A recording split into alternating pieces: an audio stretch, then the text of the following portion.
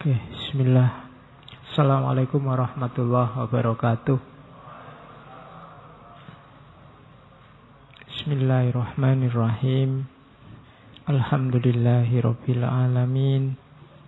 Wa bihi nasta'inu ala umurid dunya waddin.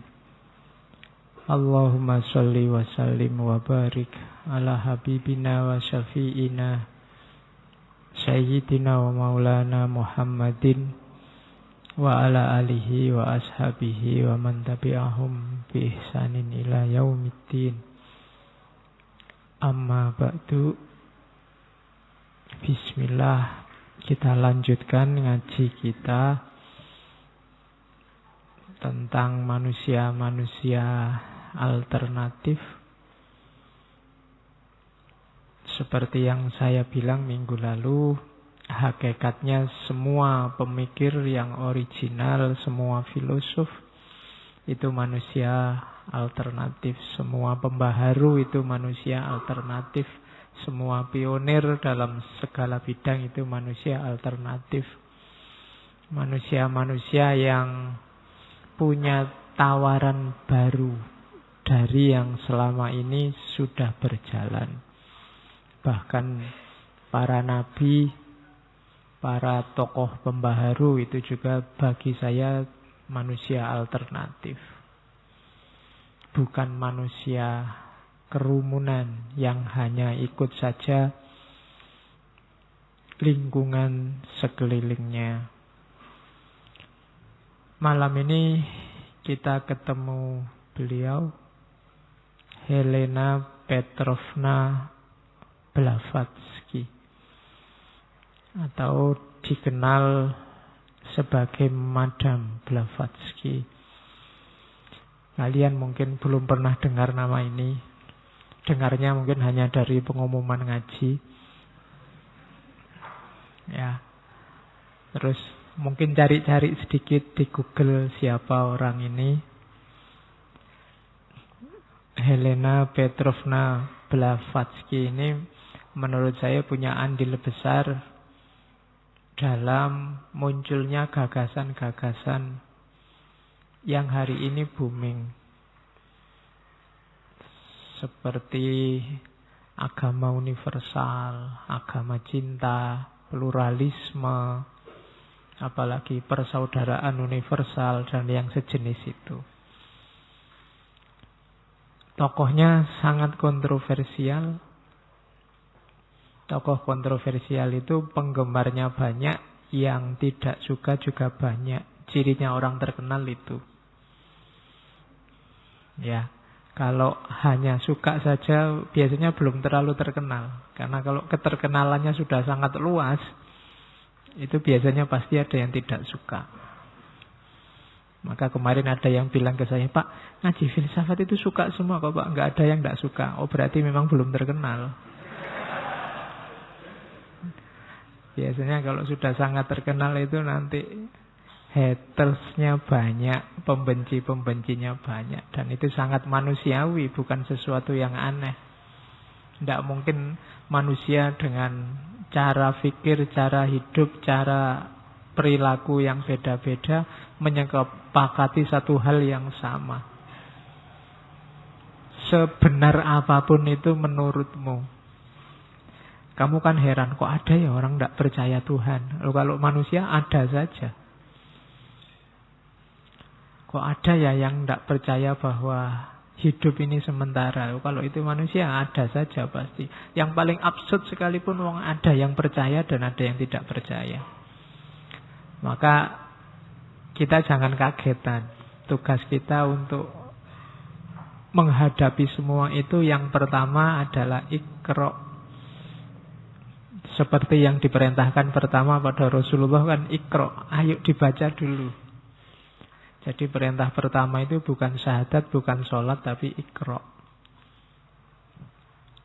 Yo, pastinya bukan tulisan yang dibaca, tapi realitas sekeliling kita. Nabi juga kan waktu disuruh Iqra kan tidak ada Qur'annya.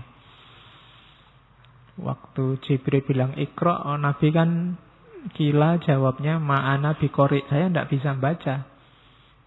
Terus Jibril bilang lagi Iqra. Itu bukan berarti Jibril nggak dengar jawabannya Nabi. Kalau kamu mungkin kipi atau Jibril itu sudah dijawab, nggak bisa membaca kok diperintah lagi suruh membaca. Maksudnya membaca realitas sekeliling. Bacalah kondisi masyarakatmu, bacalah saudara-saudaramu yang sekarang rame bertarung di medsos. Bacalah situasi-situasi yang gawat di sekelilingmu. Itu namanya Iqra. Blavatsky juga pada zamannya tokoh yang kontroversial. Ada yang sangat cinta, dianggap ini manusia istimewa. Kalau bahasa Islam ini setengah wali, setengah nabi mungkin. Ada yang sangat benci, dianggap penipu, dianggap dia hanya tokoh plagiat. Ada yang benci, dianggap agen-agennya, antek-anteknya Yahudi. Kayak pikiran-pikirannya Harun Yahya. Bagi Harun Yahya ini agen Yahudi, agen Zionis. Kok yang ketangkep malah Harun Yahyanya kemarin. Oke, Blavatsky ini asli Rusia, blasteran Rusia sama Jerman. Wajahnya jadi semacam itu. Ya. Cuma ini bangsawan. Jadi bangsawan kalau di kita darahnya biru. Tapi saya cari-cari referensi bahasa Inggris yang bilang bangsawan itu blue blood, tidak ada. Kata-kata darah biru itu adanya di Indonesia saja. Jadi dia ini aristokrat Rusia yang sejak kecil memang suka piknik. Cuma pikniknya tidak sembarang piknik. Menjelajah. Nanti dia dikenal mengumpulkan, menggali semua khazanah spiritual agama-agama. Saya tidak tahu Islam termasuk apa tidak. Tapi di antara bukunya nanti ada yang judulnya The Secret Doctrine. Secret Doctrine itu nanti isinya ajaran-ajaran spiritual. Yang menggeluti dunia tasawuf, dunia mistik, mungkin tidak terlalu asing yang diomongkan oleh Blavatsky. Nanti dia ini kelahiran 1831, meninggalnya 1891, jadi tidak sampai tua umur 60 tahun. Kemudian mendirikan organisasi nanti yang sangat terkenal. Namanya Theosophical Society. Masyarakat Teosofi. Sama temennya namanya Alcott dan Judge. 3 orang ini tahun 1875 nanti mendirikan Masyarakat Teosofi Internasional. 5 tahun kemudian pindah ke India.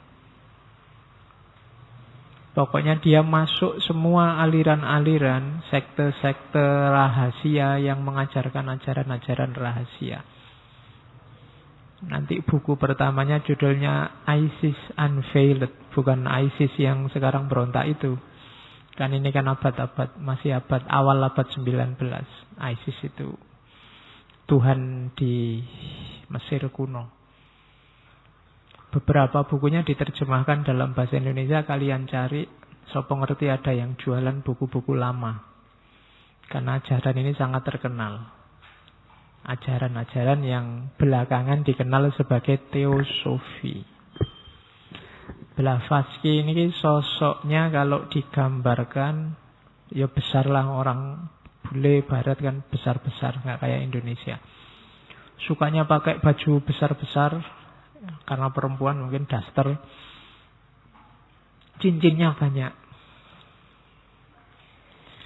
Perokok berat. Suka ngerokok. Yang suka rokok boleh ada contohnya Blavatsky. Cuma cewek. Terus tidak menikah. Ada yang bilang menikah bahkan sampai 2 kali, tapi sampai meninggal masih perawan. Coba kalian cari ya, ada konsep namanya celibacy by marriage. Jadi aslinya selibat. Selibat dalam arti tidak melakukan hubungan seks, tapi nikah. Jadi ya bayangkan ini ketok berat sekali ya. Nikah tapi tidak seks, tanpa seks. Kalau tidak nikah sekalian kan malah aneh. Tapi ini tanpa seks. Ada yang bilang begitu. Tapi ini orangnya khas.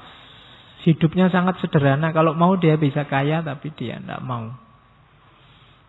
Kalau ngajar kayak gini, tidak mau kalau dibayar. Gratis. Oh itu yang saya tidak bisa niru. Ya. Kalau aku neng kampus ngajarkan ya dibayar. Kalau Blavatsky tidak mau. Jadi kegemarannya itu bagi yang suka menggali tema-tema spiritual yang agak dalam, nanti Blavatsky banyak mengungkap. Yang saya bawa malam hari ini tidak semua, saya bawa beberapa yang mungkin bisa kalian tangkap. Nanti ada beberapa isu-isu tentang kematian, tentang akhirat, tentang setan, tentang macam-macam yang kalau di barat namanya okultisme, tidak saya bawa. Saya bawa yang sekiranya kalian bisa nyampe. Belajar tokoh itu kan kita ambil yang mungkin kontekstual, bisa manfaat untuk kehidupan kita. Cuma ini pembacaan saya saja yang menurut saya ini penting saya bawa. Tapi sisanya bagi yang tertarik ya monggo belajar sendiri. Ada beberapa buku saya kira yang sudah diterjemahkan dalam bahasa Indonesia tulisannya Blavatsky. Carilah web-webnya, situs-situsnya saudara-saudara yang ada di aliran teosofi. Di Indonesia banyak. Di Indonesia itu masuk pertama tidak lama setelah cabang India dibuka tahun 1880 sekian, 83-an. Di Pekalongan masuk pertama kali. Terus nanti kongres pertama tahun 1907 itu di Jogja. Jadi kongresnya pertama di Jogja. Dan nanti diakui sebagai cabang resminya Theosophical Society International itu tahun 1912. Dan sangat berpengaruh, gagasan-gagasannya sangat berpengaruh. Bahkan ada beberapa tempat dulu tapi di Jakarta dan Semarang yang pakai nama Blavatsky. Dulu ada jalan, sekarang mungkin Jalan Merdeka Utara. Dulu namanya Blavatsky Boulevard. Ada juga mungkin gedung, dulu namanya gedungnya dinamai juga Blavatsky, yang sekarang katanya gedung Indosat itu. Jadi terkenal. Meskipun di Indonesia juga banyak yang mencurigai. Ada yang menganggap ini bagian dari Freemasonry. Jadi ini organisasi lebih rahasia lagi. Lebih susah dideteksi. Tuduhannya macam-macam, tapi memang organisasinya agak misterius. Kapan didirikan persisnya orang debatable. Ya kalau orang Islam kan gampang nuduh pokoknya itu Zionis ngono tok. Tapi ini lebih misterius. Kayak kematiannya Kennedy itu kan dianggap Freemason. Bahkan yang kemarin kita bahas, siapa? Jamaluddin Afghani termasuk Abdo itu, bagi yang tidak suka dianggap agen-agennya Freemason. Ya agak susah mau misterius. Jadi ada dulu yang minta, Pak mbok bahas Freemason. Wah kalau Freemason saya nggak ngerti. Ngerti ini Remason. Ya, organisasinya rahasia. Gejala-gejalanya kelihatan, tapi persisnya apa orang debat. Terus lahir banyak teori-teori konspirasi. Cuma kan rumusnya ngaji ini kan tidak bahas konspirasi-konspirasi. Ada aliran apapun, gagasan apapun, ayo kita cek, kita kaji, siapa tahu manfaat. Kalau tidak manfaat ya sudah. Yang penting kita sudah tahu. Meskipun kesimpulannya kita tidak setuju. Jadi rumusnya itu. Ndak kok kamu tak ajari Blavatsky terus saya arahkan jadi kayak Blavatsky, ya ndak ada rumus begitu. Kayak belajar Nietzsche, masuk kamu tak suruh kayak Nietzsche, kan ndak. Bahwa kamu cocok dengan beberapa gagasannya Nietzsche ndak masalah. Wong yo ndak semuanya jelek, ada beberapa yang bagus. Cocok dengan beberapa gagasannya Karl Marx juga ndak masalah. Jadi malam ini kita ketemu ini, Helena Petrovna Blavatsky. Saya kasih dan teosofi biar kenal dengan istilah yang sangat terkenal namanya teosofi, dari kata-kata theos dan sofia. Kalau diterjemahkan literal itu kebijaksanaan ilahiyah. Ini satu visi dengan yang kemarin diomongkan oleh Sayyid Hussein Nasr, Saintia Sacra. Kalau di Sayyid Hussein Nasr kan masih jargonal menurut saya, belum sangat detail. Kalau di Blavatsky ini ditunjukkan terang-terangan, ini loh ajaran rahasianya itu. Jadi ajaran-ajaran yang ada menurut Blavatsky di semua agama, termasuk Islam.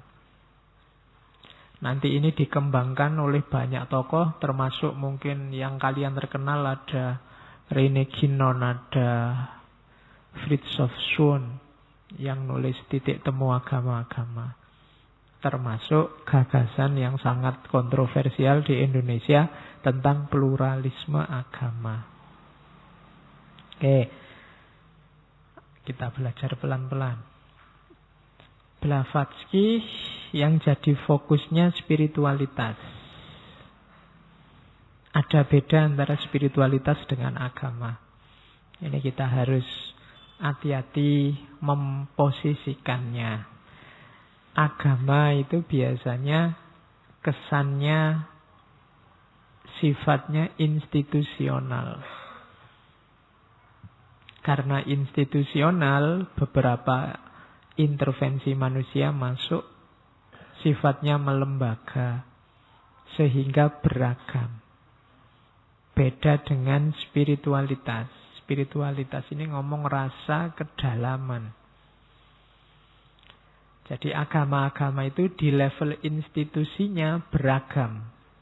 Tapi kalau kalian masuk ke ranah spiritual, dia semakin seragam. Sama. Contoh simpel, kaifiat sholat antar mazhab itu bisa macam-macam. Tapi ketenangan saat kamu khusyuk itu sama. Asyikmu berjumpa dengan Allah itu sama rasanya.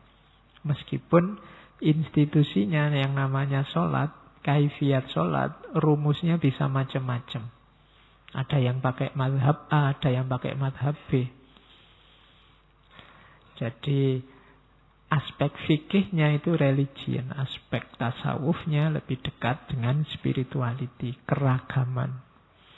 Makanya kalau yang bergaul ini aspek spiritual itu agama-agama tidak ribut karena mirip semua. Kalau tidak percaya kalian sekali-sekali bikinlah perbandingan antara tasawuf dalam Islam dan mistik dalam apa. Itu nanti mirip-mirip ajarannya. Beda dengan fikihnya, ajaran ibadahnya. Peribadatannya beda-beda. Jadi kalau agama itu spesifik behavioral, sosial, hierarki, doktrinal karakteristik ada. Ada doktrinnya, ada hierarki sosialnya, ada perilaku-perilaku yang dituntut, itu agama.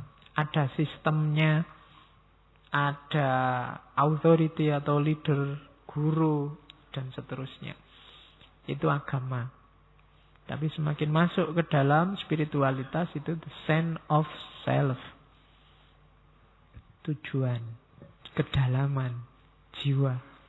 Nah itu spiritual. Makanya ada isu besar hari ini dalam studi agama-agama yaitu spirituality without religion.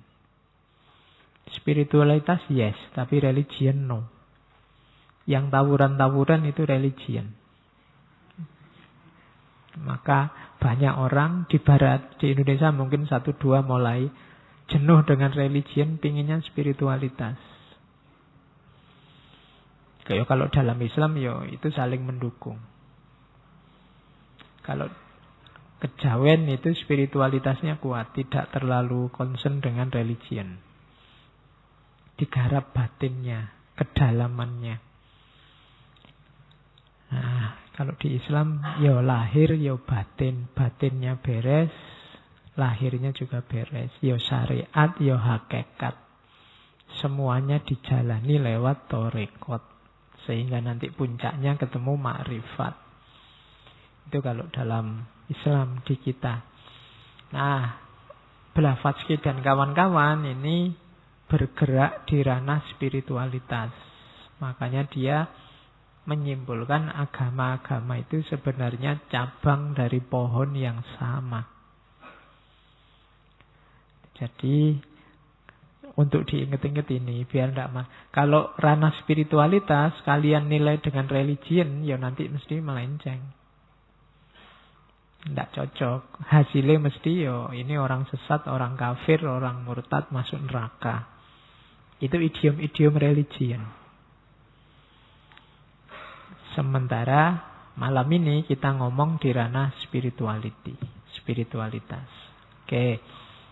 Isu-isu ini, isu-isu spiritualitas, isu-isu teosofi hari ini, kalau kalian belajar filsafat, khususnya filsafat mistik, tentang spiritualitas, namanya New Age.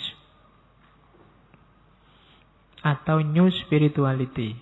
Spiritualitas baru atau era baru. Diasumsikan datangnya teosofi, Blavatsky dan kawan-kawan ini melahirkan gelombang baru dalam perilaku keberagamaan manusia.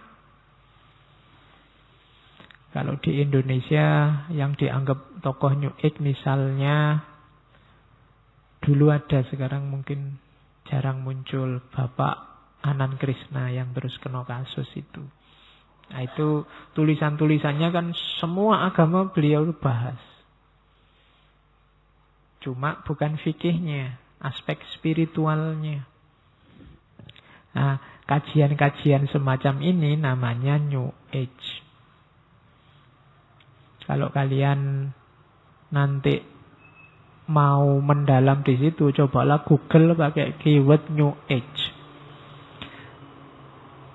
Awas keliru. Keluarnya mesti spiritualitas, bukan grup band apa nama sandal.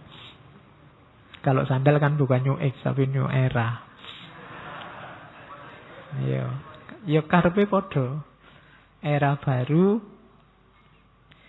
masa yang baru. Jadi sudah tidak zamannya lagi gegeran karena beda agama. Karena toh hakikatnya sama, itu maunya New Age. New Age itu bukan berarti orang ninggal agamanya, enggak. Tapi jalani saja agamamu sedalam-dalamnya, nanti kamu ketemu hakikat. Kalau bahasa Tafsir begitu. Tidak harus yang Kristen pindah ke Islam, atau yang Islam pindah ke Yahudi, enggak. Oke, itu ranahnya. Jadi ranahnya spiritual, kajiannya namanya New Age. Terus, apa sih yang mendorong Blavatsky melahirkan teosofinya? Ini awal abad 19. Ketika asik-asiknya Barat dengan imperialismenya dan sainsnya. Jadi situasi saat itu, teknologi dan sains jadi idola. Cuma zaman itu idolanya bukan idola untuk dikonsumsi, tapi idola untuk diproduksi dan dikembangkan. Indonesia hari ini mungkin sains dan teknologi juga idola, tapi sains dan teknologi di kita kan tidak dikonsumsi, tidak diproduksi tapi dikonsumsi. HP, laptop, apalagi. Itu kan idola hidup kita hari ini, tapi sebagai konsumen. Di Barat saat itu, orang sedang gemar-gemarnya sains. Temuan-temuan baru meludak luar biasa. Meskipun awalnya banyak tentangan, banyak kritik dari agama. Temuan-temuan baru mengagetkan orang. Dulu orang menemukan kereta api itu dianggap mesinnya setan. Orang yang masuk ke situ itu dianggap naik setan. Dulu. Penemu kereta api dituduh kerjasama dengan setan. Iya. Lama-lama yo mungkin enak. Lu kok enak bisa cepet. Akhirnya ndak, ini ada rumusnya, ada kalkulasinya. Sains itu kan kalkulasinya jelas. Dan orang, temuan-temuan baru banyak. Semakin orang senang, semakin orang cinta sama sains. Terus cuma ada efeknya nanti. Di yang ketiga itu, jatuh cinta sama sains akhirnya berpengaruh pada kualitas hidup. Kualitas hidupnya akhirnya mentok di materi dan cara berpikir positivistik matematika. Efeknya di situ. Spiritualitas tidak laku. Itu yang terjadi di barat zaman itu. Belum lagi kolonialisme dan imperialisme. Kenapa barat bisa mengkoloni dan menjajah kita? Karena mereka menguasai sains. Kalau menguasai sains itu kan tekniknya banyak. Bahkan yang saya baca salah satu temuan monumental zaman itu kan senjata api. Yang bisa ditenteng kemana-mana ringan. Kalau dulu mungkin sebelumnya orang perang itu pakai mesiu, pakai alat peledak, tapi kan nggak kayak barat yang menemukan senjata api itu. Yang bisa ditenteng. Kalau dulu kan besar-besar itu, Mojopahit, zaman Demak, zaman Pajang perang, ada alat-alat besar itu. Setelah kenal dari Cina, kenal dari barat. Tapi orang barat kenal senjata api. Itu yang bikin terus mereka bisa menaklukkan kemana-mana. Kalau punya senjata api kan gampang. Ada orang ngamuk bawa senjata apa saja, bambu runcing kah, keris kah, dari jauh aja selesai. Kamu belajar di perguruan silat bertahun-tahun, kamu pakai jurus apa, mau Wiro Sableng apa mau apa, monggo tembak aja dari jauh selesai.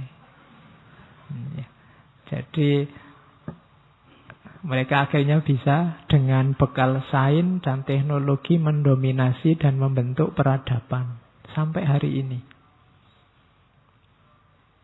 Cuma efeknya apa? Nalarnya jadi material dan positivistik. Terlanjur jatuh cinta dan percaya sama materi. Akhirnya apa? Yang non-materi dibuang, ditinggalkan atau dipinggirkan. Namanya nanti sekuler. Sekuler itu agama yang ngurusi agama, sains urusan dunia, sains lebih penting. Atau nanti jadi deistik. Deistik itu ya sudah, Tuhan itu menciptakan alam terus selesai. Alam ini ada hukumnya, tugas kita mempelajari hukum alam. Tuhan sekarang nganggur. Ya, Tuhan itu nunggu besok setelah kiamat kita dihisap satu-satu. Sekarang tidak ngapa-ngapain, ya urusanmu sendiri, dunia ini sudah dikasih hukum alam. Itu nanti pandangan deisme. Tuhan kayak tukang buat jam. Setelah jamnya dibikin kan sudah jalan sendiri. Nah itu nalar deisme. Ekstrimnya nanti jadi ateis. Lebih ekstrim lagi jadi agnostik. Itu situasi awal abad 19. Dan nanti dari situ Blavatsky ingin menggali khazanah-khazanah spiritual, khususnya di timur. Yang sangat mewarnai ajaran-ajarannya Blavatsky itu Buddhisme sama Hinduisme sebenarnya. Makanya ajarannya Blavatsky itu sering disebut Neo-Hinduisme. Meskipun ada sentuhan-sentuhan mistiknya Yahudi, namanya Kabbalah. Ya, kalau Islam punya tasawuf, kalau Yahudi punya Kabbalah. Sama isinya ajaran-ajaran mistik. Jadi Blavatsky ini menjelajahi itu semua. Katanya Blavatsky, kenapa sih kok dia menjelajah ke sana? Ada dua masalah besar. manusia. Masalahnya apa? The collective maturity of mankind. Kematangan kolektif manusia. Manusia ini kalau dihitung umur peradabannya, jane sudah tua. Kita sudah hidup ribuan tahun. Apalagi kalau dihitung sejak zaman Nabi Adam. Tapi perilakunya masih kanak-kanak. Cara menghadapi alam semesta sama sekali tidak dewasa. Cara hidupnya sama sekali tidak dewasa. Masih kayak anak kecil. Tidak pemimpinnya, tidak ulamanya, tidak rakyatnya. Itu kaya cah cilik kabeh. Tidak dewasa-dewasa kita. Kita selalu mengulang kesalahan yang sama berulang-ulang. Kita tidak matang-matang. Nenek moyang kita dulu mengalami apa, sekarang kita mengalami hal yang sama. Dan melakukan hal yang sama. Sekarang isu yang lagi rame, memanfaatkan agama untuk kepentingan politik. Itu tidak baru, tidak cuma sekarang. Dulu juga banyak dan sering. Kalau ada yang masih ingat ceritanya waktu ada perang Siffin antara Muawiyah dan Ali. Itu kan waktu Muawiyah mau kalah, terus nyuruh Quran ditaruh di tombak. Sehingga pasukannya Ali nggak mau nyerang. Kenapa? Lah itu Quran ya. Kalau tak serang nanti menistakan agama aku. Pinternya Muawiyah. Lah itu kan Qurannya dimanfaatkan untuk kepentingan politik. Contoh vulgarnya begitu. Dan sejarah banyak berulang. Kita tidak matang-matang. Collective maturity. Kita tidak matang-matang dalam hidup kita. Itu yang digelisahkan oleh Blavatsky. Tragedi-tragedi besar kemanusiaan selalu berulang meskipun bentuknya berbeda. Dulu zaman jahiliyah ada orang ngubur anak perempuan hidup-hidup. Sekarang banyak orang melakukan aborsi. Podo wae itu. Lebih sadis lagi, belum lahir sudah dikubur. Kalau dulu nunggu lahir terus dikubur. Kita lebih jahiliyah. Tidak matang-matang kita. Selalu ngulang kesalahan yang sama. Kenapa bisa begitu? Ternyata sosial dan cultural structure-nya kita bangun secara sama, tidak berubah. Situasi sekeliling kita ternyata ajak. Cara kita mengelola kehidupan bersama juga tidak berubah-berubah dari generasi ke generasi. Penyakit kita dua. Berarti PR kita dua. Kita mengubah diri kita dengan jalan antara lain struktur sosial dan kulturalnya juga harus direnovasi. Basisnya jangan cuma sains, jangan cuma pakai akal yang materi. Kesejahteraan parameternya jangan cuma makmur, pendapatan per kapita, dolar tidak turun. Kalau hanya itu, nanti kita akan mengulangi kesalahan yang sama. Kita tidak matang-matang.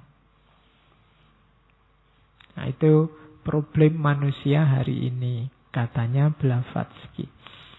Dari situ nanti lahirlah persaudaraan universal yang namanya Theosophical Society. Katanya Blavatsky, Theosophical Society itu sintesis antara sains, agama, dan filsafat. Tujuannya apa? Menghidupkan kembali kebijaksanaan kuno. Yang itu sudah ada, sudah dijelaskan, diisyaratkan di hampir semua peradaban termasuk filsafat. Ketika Plato bikin simbolisme alegori gua,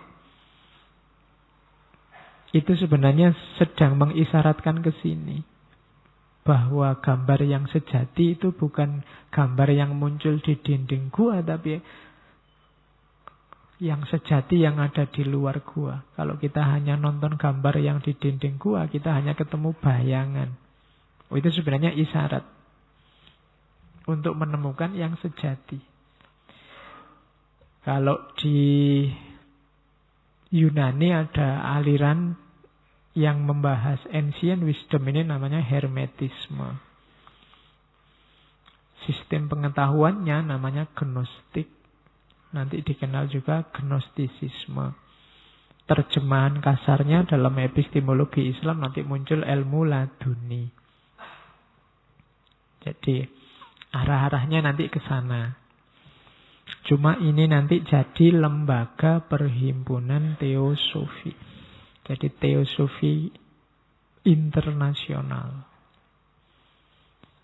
Jadi Theosophical Society. Ini didirikan tahun 1875.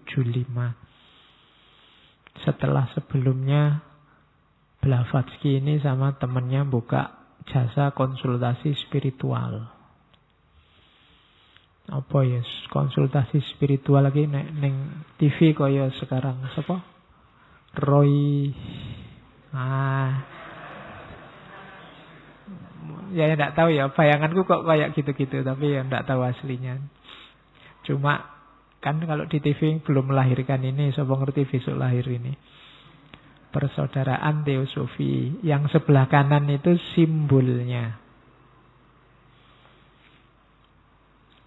Jadi ada gambar ular, ada gambar bintang David, Seal of Salomo atau ya heksagram, kemudian ada gambar salib versi Mesir kuno yang disebut Ankh.